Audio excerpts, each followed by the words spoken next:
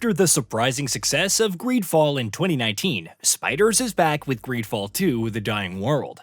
However, it's opting for an early access period starting September 24th for PC at $39.99, with the price increasing later. What should you expect from the sequel, and what is the current state of early access? Join us as we dive into 15 things you should know before picking up GreedFall 2. Available regions. Early access offers a pretty sizable portion of the game to explore. Per the Steam listing, it represents approximately 30% of the final product, including the beginning of the main quest. Players will explore 3 regions: Teer Fradee, Thynia, and Uxantis. With different quests, the initial 6 companions are also included, with more to be added throughout early access. Character customization. At the start of your adventure, you can customize your character's gender, voice, skin color, hair, and hair color, with several presets available. Though it looks sparse based on what we've seen thus far, Spiders will add more options as early access progresses. Skills. Classes return, and while Spiders hasn't ventured into details about each one, it did indicate multiple playstyles, from melee warrior and alchemist to engineer and spellcasting. 6 skill trees will be available when early access launches. Thus far, options include Reinforcement, which increases damage dealt and restores some health points to the caster, and Power Shot, a ranged attack which deals 440% of your weapon's physical or magical damage. Overall, you can invest in defensive and supportive-based skills, bows, destructive talents, and even Teer Fradee bracelets. Choices can be reset, allowing for some experimentation. Attributes. Alongside investing skill points to unlock new skills, you can also put points into attributes like strength, agility, perception, will, physique, and concentration. The benefits depend on the playstyle. Will increases the damage inflicted by bound equipment and magic damage to armor per level. Physique increases max life and resistance to various status effects. However, they also have tiers based on investment. Physique's Novice tier will unlock 100% of the armor on bound equipment, and the Master tier makes you immune to movement effects. Companions. GreedFall 2 heavily emphasizes its companions, and there are plenty to go around. Starting with Nilan, a Teer Fradee native and childhood friend to the protagonist, described as somewhat stubborn and awkward, though he's deeply devoted to the land. Fausta portrays herself differently depending on those that she interacts with, making her very good at diplomacy. Sybil has ties to Vespe, which appeared in GreedFall 1's DLC, and though initially wary of new people, she's dedicated to her friends.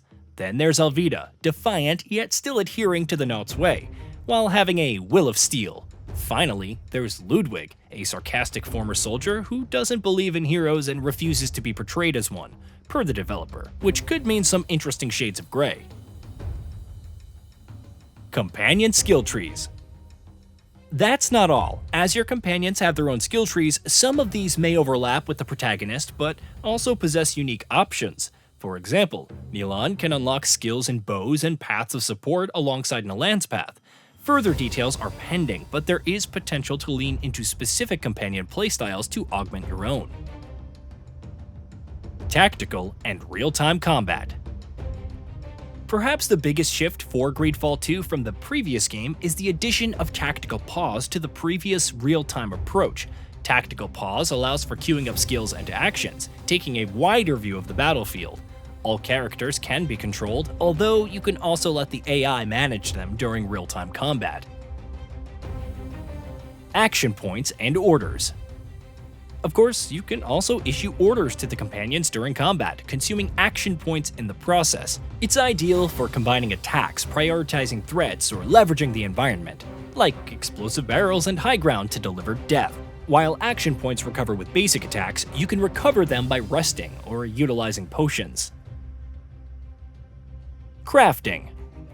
As such, you can find various resources through exploration, which survival talents can help with, and craft potions, which can also be used for healing. Other options include items that can restore magic deflection points, a small amount of armor, or even set deadly traps that inflict statuses like bleed, poison, curse, etc. The current options look extensive, though weapon and armor crafting will seemingly be expanded upon later. Equipment. Speaking of equipment, you have slots for equipping capes, necklaces, rings, boots, chest armor, gloves, and whatnot. Equipment can boost your physical armor and magic deflection while offering additional perks. These include increased critical hit rate, damage and resistance to status effects, regarding weapons, rifles, claymores, sabers, morningstars, axes, and more at your disposal, and offer their own perks. Both equipment and arms have rarities, with common, uncommon, and rare tiers spotted thus far. Diplomacy and stealth. You don't always have to go blow for blow with everyone you meet. Diplomacy is just as important given the various warring factions, with a chance to succeed indicated next to key decisions. Players also have options for stealth, as exemplified in a prison escape scene, and lockpicking, with the freedom to specialize in the same. Though, once again, we're yet to see exactly how. Choices and consequences. Of course, there are choices and consequences to your decisions and actions. How this will affect the different factions and how they view you remains to be seen, but choices can also determine how much closer you get to your companions. Conversely, they can go from trusted allies to enemies if you make the wrong decisions. Difficulty options. If the combat proves too overwhelming, GreedFall 2 allows for tweaking the difficulty options. There are 3 modes: Story, Normal, and Difficult, but also an option called Untouchable to reduce all damage taken to 0. You can also separately customize team damage and recovery and damage to enemies, though the preset modes have their own parameters for AI aggressiveness and enemy numbers. PC requirements. Windows 10, DirectX 12, and 30GB of installation space are required for every configuration when Early Access launches.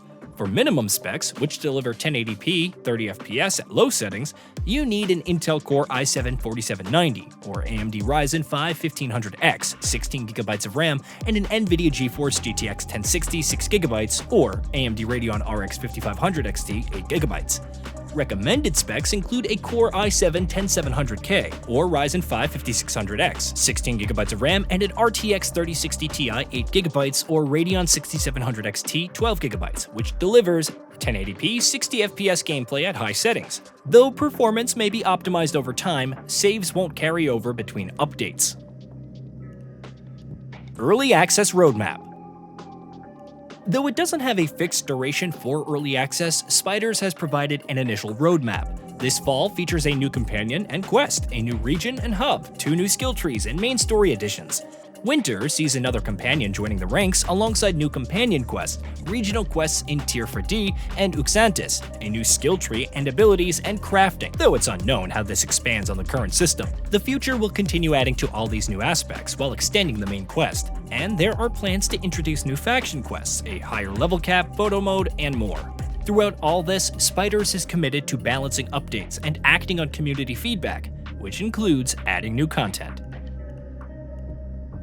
Hey, did you know that we at GamingBolt upload new videos every day? Stick around, drop a like, subscribe, and hit that bell, and let us know what kind of content you'd like to see in the future with a comment below.